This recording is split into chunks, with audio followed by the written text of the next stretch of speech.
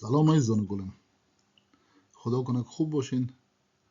در خدمتتان هستم با تشریح و توضیح ماده 60 قانون جزا.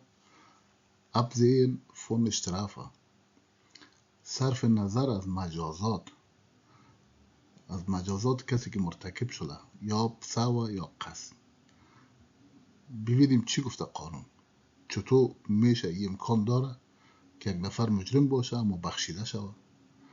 دادگاه میتواند از صدور مجازات صرف نظر کند اگر پیامد آی ناشی از جرم برای مرتکب آنقدر سنگین بوده باشد که اجرای مجازات غیر منطقی یا بیهوده به نظر برسد.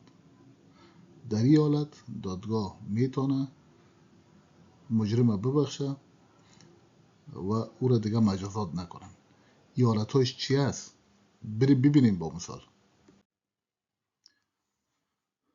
اگر اثرات و پیامدهای یک جرم برای خود مجرم بسیار سنگین باشد، مثلا رنج روحی شدید یا آسیب شخصی، دادگاه میتواند از مجازات رسمی صرف نظر کنند.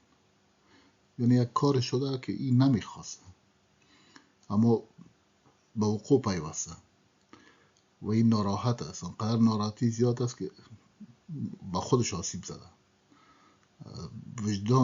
عذاب وجدان داره.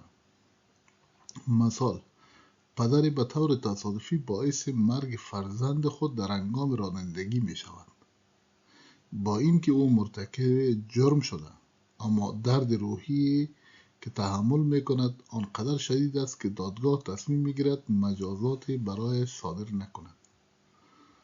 خدا کنه که ایره در فرزند کشی محاسبه نشه، اما حالت هاست پیش میاد دوستا، آدم نمیتونه قضاوت کنه.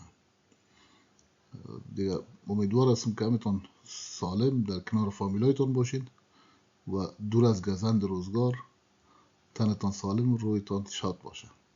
زنده و سلامت باشین. الان نگهدارتون.